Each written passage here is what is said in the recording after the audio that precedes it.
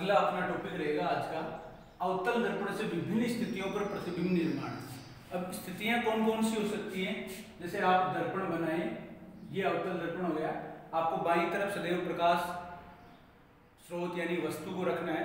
प्रकाश आपकी इस साइड से ही होगा, भारतीय चिन्ह परिपाटी में अपन ने देखा इस बात को। तो इधर से प्रकाश आएगा। अब अवतल दर्पण है तो इस तरह से बना दें और उत्तल दर्पण है तो इस तरह से बना दें। आप फिलहाल अवतल दर्पण की बात हो रही है तो आपको ये दर्पण काम में लेना है। अब इसमें स्थितियां कौन सी होती है? जब इसको अपन बताते हैं कि ये किसी खोखले गोले का कटा हुआ भाग है तो इसका कोई केंद्र होता है, उस केंद्र को अपन रखेंगे 2f या वक्रता केंद्र। इसकी आधी दूरी होती है f, जिसको अपन कहते हैं मुख्य फोकस, और एक स्थिति होती है अनंत। यानी कुल मिला के ये तीन बिंदु अपने को इस चित्र में दिख रहे हैं। तो वस्तु कहाँ हो सकती है? सबसे पहले अपन बात करेंगे कि वस्तु सबसे दूर हो, तो सबसे दूर कहाँ हो? वस्तु अनंत पर हो। पहली स्थिति क्या होगी? जब वस्तु अनंत पर हो। उससे आगे की स्थिति जब वस्तु यहाँ आ जाए, यहाँ आ जाए, यहाँ कहीं भी आप बताएं तो ये स्थिति क्या हुई? अनंत और वक्रता केंद्र के बीच या अनंत और 2f के बीच। तो दूसरी स्थिति ये हो जाएगी। तीसरी स्थिति इसके बाद में अगर कहीं भी आए तो वो यहाँ आएगा और वो क्या होगा? 2f पर। तीसरी स्थिति क्या होगी? 2f या वक्रता केंद्र पर। उसके बाद वस्तु को और आगे ले जाएं तो यहाँ कहीं भी आप रख दें तो वो इन दोनों बिंदुओं के बीच में है। फिलहाल स्थिति क्या है? 2f और f के बीच में। तो चौथी स्थिति ये रहेगी 2f और f के बीच में, या कहीं वक्रता केंद्र और मुख्य फोकस के मध्य। पांचवी स्थिति क्या होगी? इसको आगे ले जाएं तो अगली स्थिति, जब तक आप यहां तक नहीं लाएंगे तब तक 2f और f की मध्य रहेगी। अगली स्थिति हो सकती है मुख्य फोकस पर यानी f पर, ठीक है। और लास्ट स्थिति हो सकती है f और ये जो बिंदु होता है दर्पण का मध्य बिंदु, उसको बोलते हैं P यानी दर्पण का ध्रुव। तो यहाँ पर यहाँ कहीं भी वस्तु हो उसको अपन कहेंगे मुख्य फोकस और ध्रुव के मध्य। ऐसा करके अपन 6 स्थितियां होंगी, उन 6 स्थितियों में प्रतिबिंब निर्माण करना देखेंगे, ठीक है। सबसे पहली स्थिति है जब वस्तु अनंत पर हो। अनंत पर आने वाली वस्तु, अनंत पर जब वस्तु होती है तो उससे आने वाली किरणें क्या होती हैं? समांतर। और अभी अपन ने गोलीय दर्पण से या गोलीय धरातल से परावर्तन के 4 नियम पढ़े हैं। पहले नियम के अनुसार जो किरण समांतर आती है वो मुख्य फोकस से आती है। दूसरे नियम के अनुसार जो फोकस से आती है वो टकराकर समांतर हो जाती है। तीसरे नियम के अनुसार जो वक्रता केंद्र से आती है वो टकराकर उसी मार्ग पर लौट जाती है। और चौथे नियम के अनुसार मुख्य अक्ष के साथ जो जितना कोण बनाती है टकराने के बाद वो यानी परावर्तन के बाद वो उतना ही कोण बनाएगी। तो इनमें से कोई से भी 2 नियम अगर अपन यहाँ प्रयोग लें तो अपना चित्र बनेगा। तो आप अपनी सुविधा से कोई से भी किसी से भी, आप पहले से दूसरे से बना सकते हो, आप पहले और तीसरे से भी बना सकते हो, आप पहले और चौथे से भी बना सकते हो। लेकिन जब अपन पहले जब मुख्य फोकस से गुजारेंगे तो अपने लास्ट वाली स्थिति जब वस्तु फोकस और ध्रुव के मध्य होगी तो अपन फोकस से कैसे गुजारेंगे? दिक्कत आएगी। वक्रता केंद्र वाले में भी ये दिक्कत आएगी। कुछ चित्र तो इनसे आसानी से बन जाएंगे, लेकिन एक विशेष चित्र जो इनसे जब वस्तु आगे आ जाएगी तब इनसे अपन प्रकाश किरण कैसे गुजारेंगे। तो इसलिए सबसे अच्छा ये रहेगा कि आप पहला नियम और चौथे नियम का उपयोग करें। सारे चित्र इनसे आसानी से आपके बन जाएंगे। तो पहले नियम के अनुसार प्रकाश किरण, अनंत से आने वाली प्रकाश किरणें या वस्तु जब अनंत पर हो तो उससे आने वाली प्रकाश किरण क्या होती है? मुख्य अक्ष के समांतर। तो एक किरण आप क्या करें? ऊपर, और एक किरण नीचे की तरफ। इस तरह से 2 किरणें अपने को चाहिए किसी भी प्रतिबिंब को बनाने के लिए। और आपको पता है इस दर्पण का दूसरा नाम, अवतल दर्पण का दूसरा नाम क्या होता है? अभिसारी। और अभिसारी दर्पण इसलिए है क्योंकि ये किरणों को अभिसारित करता है, इकट्ठा करता है। और कहाँ इकट्ठा करता है? मुख्य फोकस पर। और पहला नियम भी अपने को ये कहता है समांतर किरण परावर्तन के पश्चात किस बिंदु से जाएगी? मुख्य फोकस से। ये किरण भी जाएगी, ये किरण। आने वाली किरणों को भी आप तीर के निशान से दर्शाएं। परावर्तन होने के बाद भी तीर का निशान लगाकर उनकी दिशा को दर्शाएं। यहाँ जो बना है प्रतिबिंब वो बिल्कुल मुख्य अक्ष के ऊपर बना है। अब अपने को ये नहीं दिख रहा है कि वो इस ऊपर बन रहा है कि नीचे बन रहा है। अगर ऊपर बनेगा तो अपन कहेंगे सीधा बन रहा है, नीचे बनेगा तो अपन कहेंगे उल्टा बन रहा है। लेकिन फिलहाल स्थिति स्पष्ट नहीं हो रही है। लेकिन अपने को एक बात ध्यान रखनी है कि ऐसा प्रतिबिंब जो जिसमें किरणें वास्तव में मिलती हैं वो होता है वास्तविक प्रतिबिंब, और वास्तविक प्रतिबिंब सदैव कैसे होते हैं? उल्टे। तो इसकी जब भी आप चित्र बनाओ तो सबसे पहले ये बन जाएगा, उसके बाद आपको तीन चीजें लिखनी होती हैं। सबसे पहला है प्रतिबिंब की स्थिति, प्रतिबिंब की स्थिति। प्रतिबिंब की स्थिति आप क्या बताएंगे?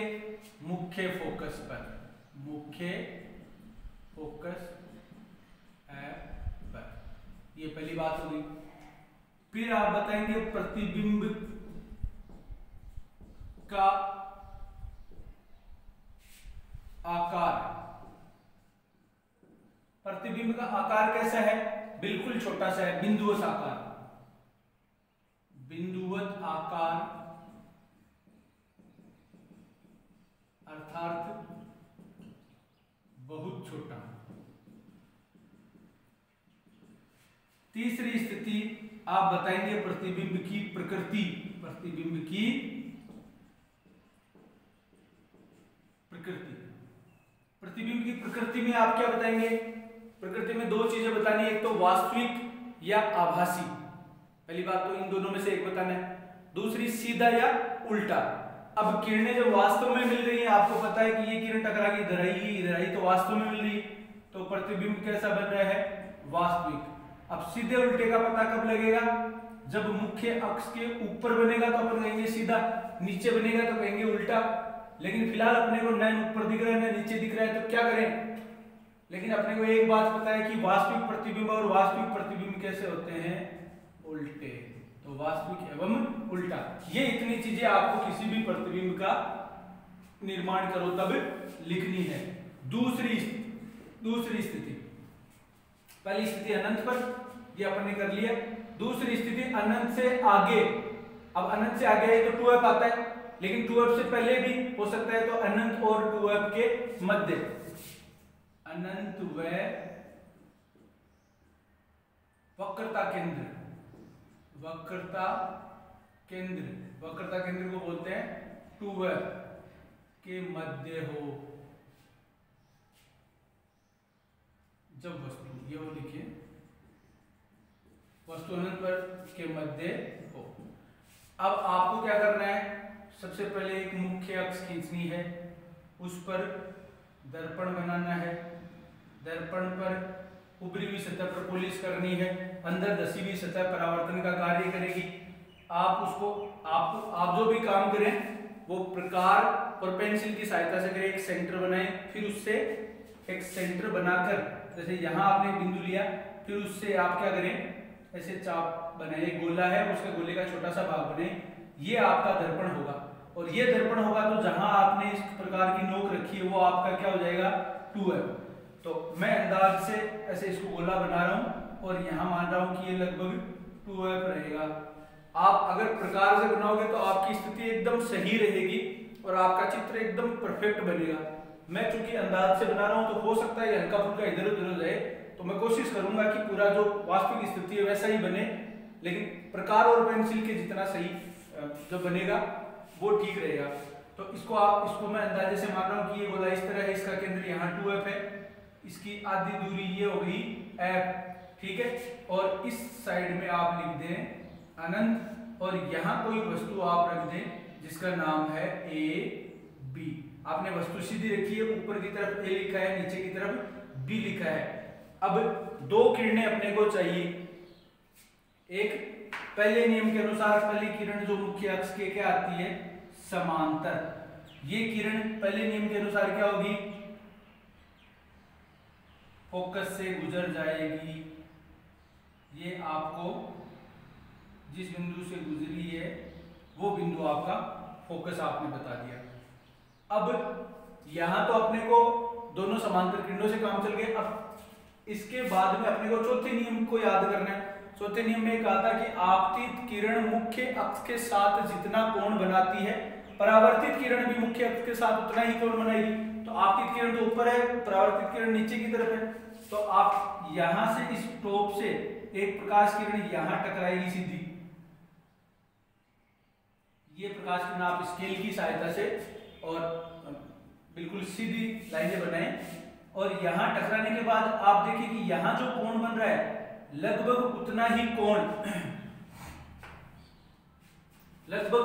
कोण बनाते हुए ये यहां से परावर्तित होगी और ये आपने तीर के निशान से दर्शा दिया। और ये जहां काट रही है, ये बिंदु दोनों किरणें जहां काट रही है उसको आपने मिलाया और ये देखो वस्तु थी पहले ए बी, अब हो गई ये बी ए, यानी ऊपर की तरफ कौन सा सिरा है बी और नीचे की तरफ ए।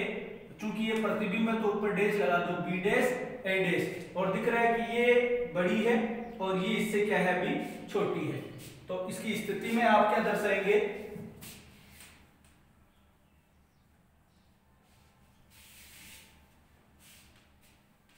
वही तीन चीजें अपने को बतानी है।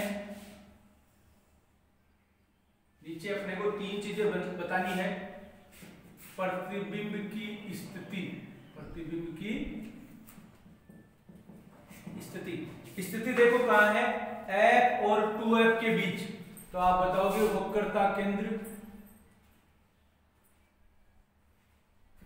2F यानी वक्रता केंद्र तथा F यानी मुख्य फोकस के मध्य, ये बन गई इसकी स्थिति। दूसरी चीज है प्रतिबिंब का आकार, प्रतिबिंब का आकार। प्रतिबिंब देखने से पता लग रहा है, बाकी आपको याद भी रखना है, जब वस्तु अनंत पर थी तो मुख्य फोकस पर बन रहा था और बहुत छोटा प्रतिबिंब था। वस्तु थोड़ी सी आगे आई तो प्रतिबिंब इधर खिसक गया। देखो इधर तो जा नहीं सकता क्योंकि दर्पण है तो परावर्तित होकर इधर ही आएगा। तो ये जिस तरह से अनंत पर थी तो मुख्य फोकस पर आगे आया तो ये इधर, ये इधर, तो ये इधर, इस तरह से ये प्रतिबिंब और वस्तु बढ़ेगी। तो जो जो वस्तु पास आएगी प्रतिबिंब उधर जाएगा और उधर का पहले F पर था और अब आएगा F और 2F के बीच में। पहले वस्तु दूर थी तो प्रतिबिंब छोटा था, थोड़ी पास आई तो थोड़ा सा बड़ा हो गया, लेकिन अभी भी वस्तु से कैसा है छोटा। तो प्रतिबिंब का आकार अभी भी क्या है वस्तु से छोटा। और जब आप बनाओ तो बनाते टाइम आपको यहां दिख भी जाएगा कि आपका प्रतिबिंब वस्तु से कैसा है छोटा। और तीसरी चीज है प्रतिबिंब की प्रकृति। प्रतिबिंब कैसा है, तो वास्तव में किरणें मिल रही हैं तो कैसा है वास्तविक, और वास्तविक होता है वो कैसा होता है उल्टा। और यहां तो आपको दिख भी रहा है कि मुख्य अक्ष के नीचे जो बन रहा है वो उल्टा होता है, इसीलिए अपन ने इसको ए बी जो नाम था उसकी जगह बी डैश ए डैश नाम दिया है। ये आया दूसरा प्रतिबिंब। अब तीसरा है जब वस्तु वक्रता केंद्र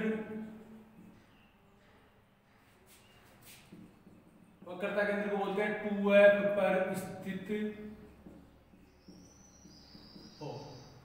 ये चित्र बड़ा सावधानी से आपको बनाना होता है, इसमें ध्यान रखें कि ये मुख्य अक्ष है, ये आपका दर्पण है, ये इसको गोला बनाए तो यहां लगभग 2F आएगा, इसकी आधी दूरी ये F आएगी,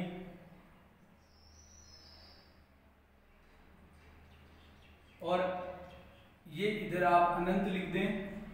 ठीक है, अब पहले नियम के अनुसार पहले वस्तु अपने को रखनी है, वस्तु रखनी है अपने को कहां 2F पर, वस्तु का नाम दे ए बी नाम दिया। पहले नियम के अनुसार पहली किरण गई मुख्य अक्ष के समांतर और मुख्य फोकस से आती हुई ये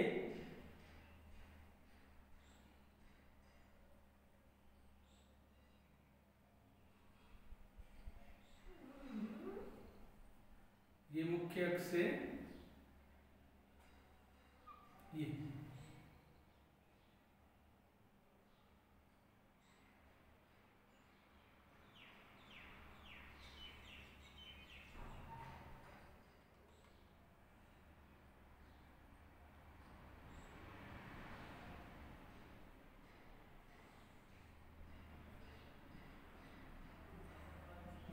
ये आधी दूरी आप F दर्शाओगे। पहले नियम के अनुसार ये किरण गई और ये टकरा के ऐसे आ गई।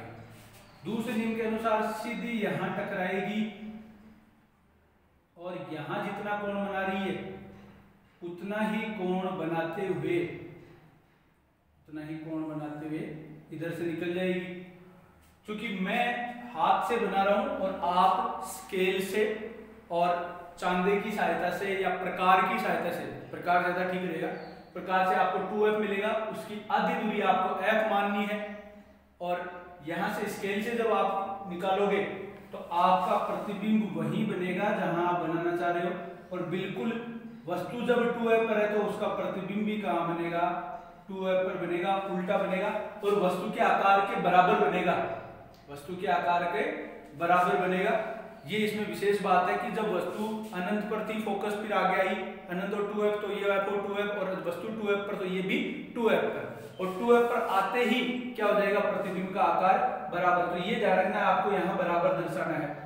तो प्रतिबिंब की ये एक चित्र है जो आपको बड़ी सावधानी से बनाना पड़ता है। इसमें थोड़ा बहुत भी इधर उधर होते ही आपकी स्थिति प्रतिबिंब की वो इधर होते ही अनंत और 2f के बीच आ जाएगी, इधर होते ही 2f और f के बीच आ जाएगी, जब बल्कि आपको बनाना क्या है 2f पर यानी वक्रता केंद्र पर। तो आपको लिखना है प्रतिबिंब की स्थिति वक्रता केंद्र यानी 2f पर। फिर है प्रतिबिंब का आकार, प्रतिबिंब का आकार क्या बताएंगे, वस्तु के बराबर, वस्तु के बराबर। और तीसरी चीज है प्रतिबिंब की प्रकृति, प्रतिबिंब की प्रकृति। तो प्रतिबिंब की प्रकृति कैसी बताओगे आप, किरणें वास्तव में मिल रही हैं तो प्रतिबिंब कैसा हो गया, वास्तविक एवं, और नीचे है तो कैसा बन रहा है, उल्टा, वास्तविक एवं उल्टा। तो ये रहेगी वस्तु की स्थिति और प्रतिबिंब की स्थिति और प्रतिबिंब का आकार और प्रतिबिंब की प्रकृति। ये तीन चित्र हो गए जब वस्तु अनंत पर हो, अनंत से आगे आए तो अनंत और वक्रता केंद्र के बीच हो, उससे और आगे आए तो वक्रता केंद्र पर स्थित हो। सबसे पहले वाले चित्र में वस्तु कैसी थी, छोटी, बहुत छोटी थी, वास्तविक और उल्टा। अगले चित्र में थोड़ी सी वस्तु बड़ी हुई लेकिन फिर भी प्रतिबिंब का आकार अभी भी वस्तु से कैसा है, छोटा। और लास्ट स्थिति है जब वस्तु वक्रता केंद्र पर, तो प्रतिबिंब भी वक्रता केंद्र पर बनेगा और आकार भी क्या हो गया है, बराबर। ये तीसरा चित्र है, इसमें आपको विशेष ध्यान रखना है कि ये यहाँ है वस्तु तो प्रतिबिंब भी यही बनाना है। प्रकार, स्केल, इनकी सहायता से आप सारा करें। प्रकार, पहले एक लाइन खींचे, उस लाइन पर आपको डॉट लगाएं, प्रकार की सहायता से उस पर दर्पण बनाएं, इस बिंदु को आप 2f दें, उससे आधी दूरी को आप f नाम दें।